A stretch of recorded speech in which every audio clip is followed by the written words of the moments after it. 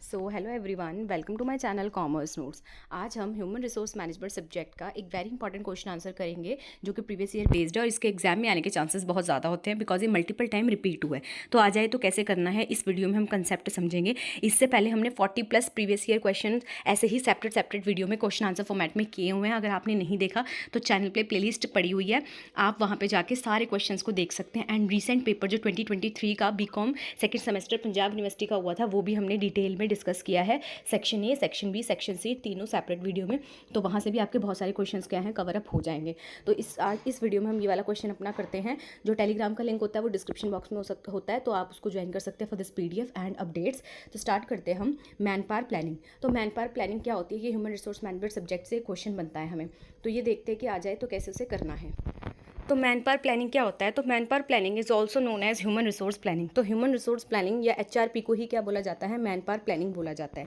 ठीक है, ये एक ऐसी प्रोसेस होती है ह्यूमन रिसोर्स मैनेजमेंट में जो हम इसमें इंश्योर करते हैं कि जो ऑर्गेनाइजेशन है उसके पास राइट नंबर ऑफ पीपल हो, राइट स्किल्स वाले, राइट जॉब पे, राइट टाइम पे होने चाहिए। ठीक है, तो ये एक ऐसी प्रोसेस है जिसमें हम प्लान कर रहे हैं अपने मैन पावर की कि इंश्योरिटी बनी रहे कि आने वाले टाइम पे right number of people, right talent के, राइट जॉब पे, राइट टाइम पे हमें क्या अवेलेबल हों।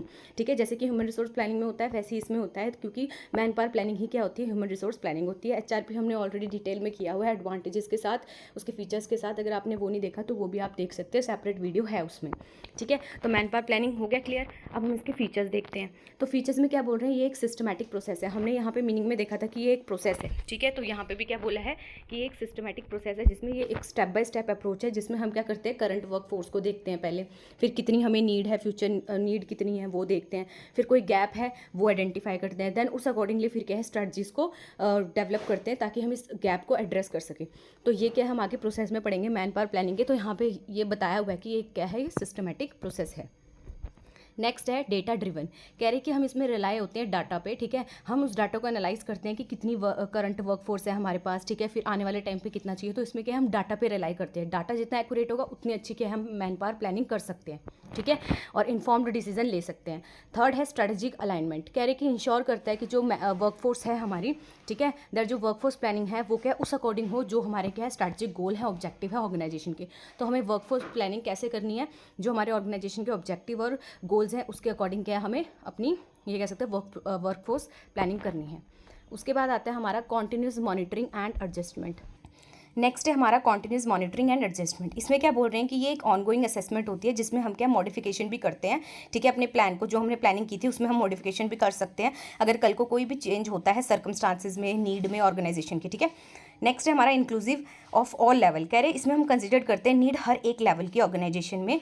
ये कह सकते हैं कि टॉप हो गया, मिडल हो गया, लोअर हो गया, इन सब मैनेजमेंट जो लेवल होते हैं उन सब की क्या है नीड्स को हम यहाँ पे देखते हैं एंड देन क्या है ह्यूमन रिसोर्स प्लानिंग करते हैं या फिर मैन पावर प्लानिंग करते हैं।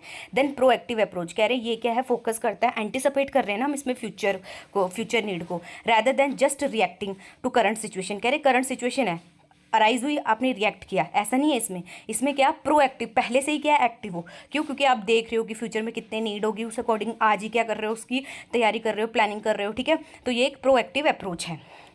फिर है फोकस ऑन डेवलपमेंट। ऑब्वियस ही बात है ये एम्फोसाइज करती है ट्रेनिंग और डेवलपमेंट में ताकि हम इन्हांस कर सकें एम्प्लॉय की स्किल को, प्रिपेयर कर सकें उनको फ्यूचर रोल्स के लिए ऑर्गेनाइजेशन के अंदर। फिर है असेसिंग करंट वर्कफोर्स। अब हम इसकी बेसिकली क्या कर रहे हैं, ये हमने ऊपर फीचर्स पढ़े थे, अब हम इसकी प्रोसेस कर रहे हैं। तो इसमें सबसे पहले क्या होता है, हम असेस करते हैं कि करंट वर्कफोर्स कितनी है हमारी। सबसे पहले जो स्टेप है इसमें हम देखते हैं look at the current employees in the organisation, कि करंट एम्प्लॉयज़ कितने हैं हमारे ऑर्गेनाइजेशन में। इसके अंदर हम अंडरस्टैंड करते हैं स्किल्स होगी उनकी, एक्सपीरियंस हो गया, रोल हो गया। ठीक है, it is like taking inventory of what you have. इसमें आप ये देख रहे हो कि आपके पास क्या है ऑलरेडी। ठीक है, नेक्स्ट फोरकास्ट फ्यूचर नीड। अब क्या कर रहे हो आप, फोरकास्ट कर रहे हो फ्यूचर की नीड को। यहाँ पे जो ऑर्गेनाइजेशन है वो प्रिडिक्ट करती है कि उनको व्हाट काइंड ऑफ एम्प्लॉयज़ चाहिए। ठीक है, एंड हाउ मैनी, कितने चाहिए, कितनी मतलब कितने नंबर में चाहिए। ठीक है, अपनी फ्यूचर नीड को फुलफिल करने के लिए ऑर्गेनाइजेशन की। तो दिस इज बेस्ड ऑन, अच्छा किसी बेसिस पे ही हम प्रिडिक्ट करते होंगे। तो ये देखते हैं कि हमारे बिजनेस का गोल क्या आगे, ठीक है, एक्सपेक्टेड चेंजेस कितने आ सकते हैं या फ्यूचर प्रोजेक्ट क्या है हमारे, उस अकॉर्डिंगली क्या है ह्यूमन रिसोर्स प्लानिंग करते हैं। ओके, फिर आगे आइडेंटिफाई गैप। अच्छा, अगर कोई गैप आ रहा है कि यार फ्यूचर में तो हमें इतने चाहिए पर हमारे पास तो इतने ही हैं, तो अब क्या है हमें और चाहिए, मतलब ये जो गैप आया, अब इस गैप को हम आइडेंटिफाई करते हैं। तो इस स्टेप में क्या है, कंपेयर करते हैं करंट वर्कफोर्स को फ्यूचर नीड के साथ। ये हमें हेल्प करता है फाइंड आउट करने में कि कोई गैप तो नहीं है, अगर है तो फिर उसको कैसे क्या है हमें एड्रेस करना है। फिर उस अकॉर्डिंग नेक्स्ट स्टेप में हम क्या डेवलप करते हैं स्ट्रेटजीज, ताकि उस गैप को हम फिल कर सके। तो वंस गैप आर आइडेंटिफाइड, तो एक बार हमने गैप को आइडेंटिफाई कर लिया तो स्ट्रेटजीज को क्रिएट किया जाएगा उनको फिल करने के लिए उस गैप को। इसके अंदर लाइक हायर कर सकते हैं हम न्यू एम्प्लॉय को, ट्रेनिंग कर सकते हैं एग्जिस्टिंग एम्प्लॉयज़ को, ठीक है, या फिर reassigning current employees to different roles की, उनको रीअसाइन कर सकते हैं अलग अलग रोल्स, ठीक है। या फिर ये क्या है सिमिलर, ये उस तरीके से है कि आप क्या है और चीज़ें क्या कहते हैं, मतलब और एम्प्लॉयज़ को क्या कर रहे हो, हायर करोगे। अगर आपको लग रहा है कि हमारे पास क्या है कम है एम्प्लॉयज़ और आने वाले टाइम पे हमारे ये गोल्स हैं, तो हमें इतनी रिक्वायरमेंट पड़ेगी, तो ठीक है।